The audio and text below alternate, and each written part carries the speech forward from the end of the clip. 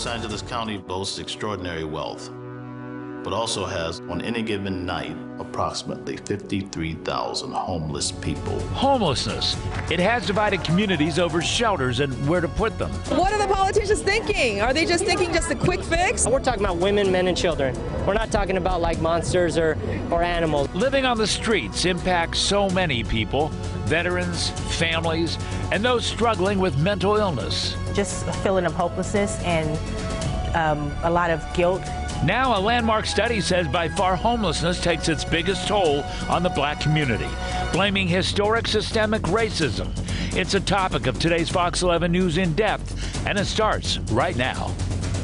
Hello, everyone. I'm Hal Eisner. Here's an eye-opening statistic on homelessness. Black people make up just over 9% of LA County's population, but 40% of the homeless count. That's one number that tells you something's wrong. And a new study blames racism going back decades, even centuries. We'll have more on that with LA County Supervisor Mark Ridley Thomas. But first, I talked to one of those statistics, a woman who found herself on the streets and then found a way out. She looks pretty happy now, but life hasn't been all that easy for 42-year-old Sakina Daniels Brown. In 2005, she got a degree from Sacramento City College. She was hoping to find a career in social work, but in 2008 was diagnosed as clinically depressed. For the next 5 years, she was in and out of mental health programs, tried to commit suicide twice. She says she could barely get through a day. How deep was this depression you were in? Some days I just couldn't get out of bed. She lost her housing and, like so many others, started sleeping in her car and sleazy motels.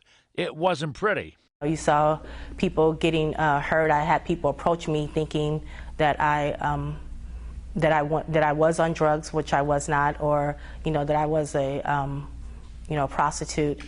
I've seen people get hurt.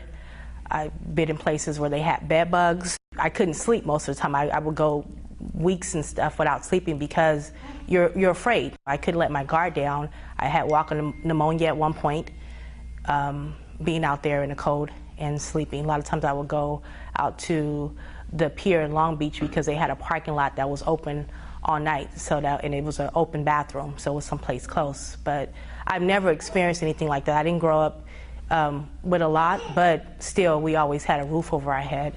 So that was my first time actually being out there like that. But I was so embarrassed and ashamed because I didn't think my friends would, and my family, it was just like, what's wrong with you? When her mom died in 2016, that was like a bolt of lightning. She said she had to turn things around, sought help, got married, and had a baby. Asher is now 19 months old. So when you look at your life now and you look at your life then? Night and day. Before, she'd have to scrape up money just to buy a hot dog. Now she's a vegan chef and caterer.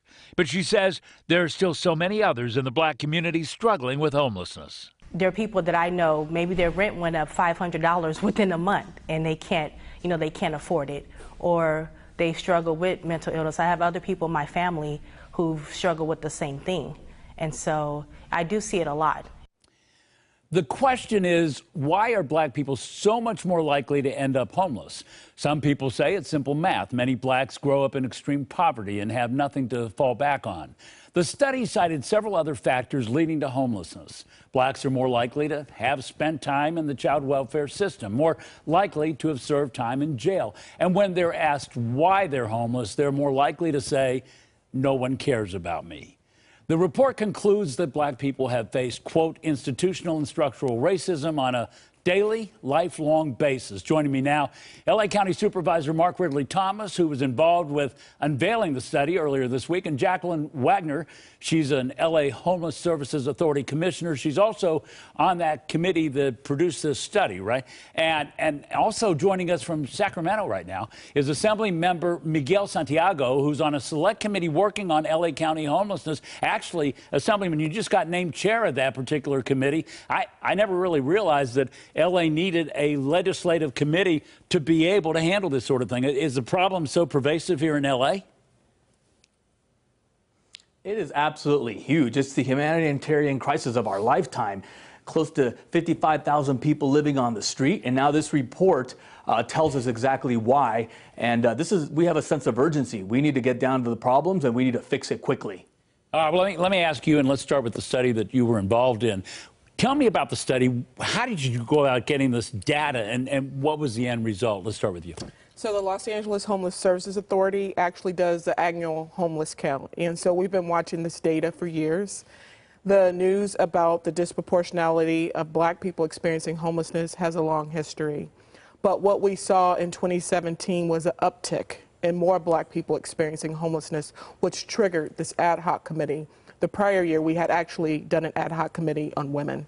So you took data, and so it was like a census. You got information, and Supervisor, you found out that there was this disproportionate amount in the homeless population. And that struck a chord. And what did you think? Well, in fact, it is like the census. It's the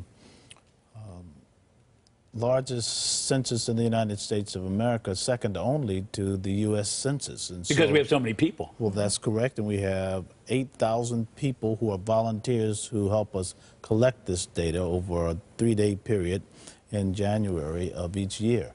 It's required by the federal government, but what is very, very clear to me was the inattention to looking at these huge numbers that continued to evolve with respect to African Americans who disproportionately found themselves being homeless in the county of Los Angeles. Mind you, that the county of Los Angeles is a place where African Americans do better than practically anywhere else in the nation.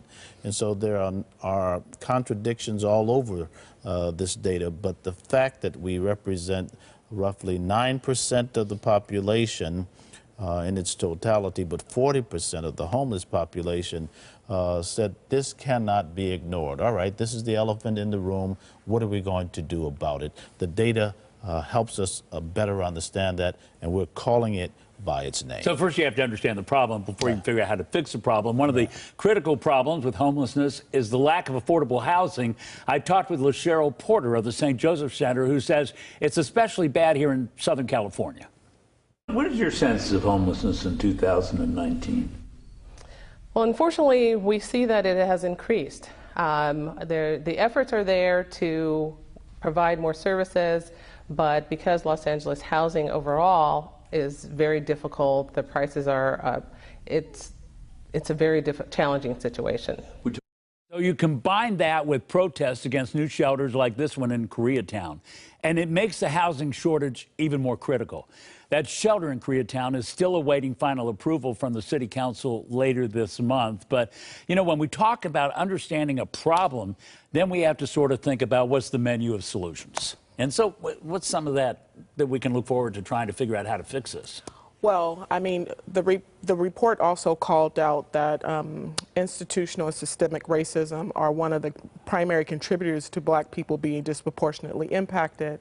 And what I would say to people is we've found that the systems are not working for everyone, right, and disproportionately impacting black people. So it's our hope through this work that we can address some of the fixes that need to happen, and there's nearly 67 recommendations in the report. That's a lot of recommendations. I don't think we're going to get to all of them in this half hour. But let me ask you, Assemblyman, before we come back to the supervisor, I want to know from you, what can you do up in Sacramento to fix things? I mean, you might be able to deal with some of the red tape that's involved in construction and some of the things that cause construction people not to build.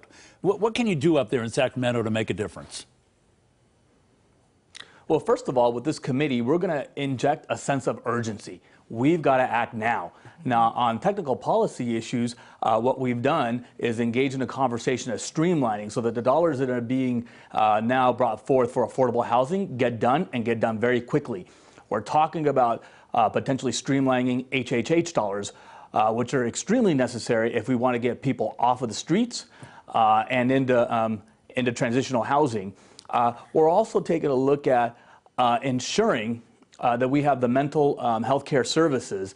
And we've done this over the last couple of years. In fact, the governor recently engaged in a lawsuit in the city of Huntington Beach to force them to do more affordable housing. That was a bill that we carried several years ago that we believe puts teeth and allows the state to push local municipalities to do more affordable housing.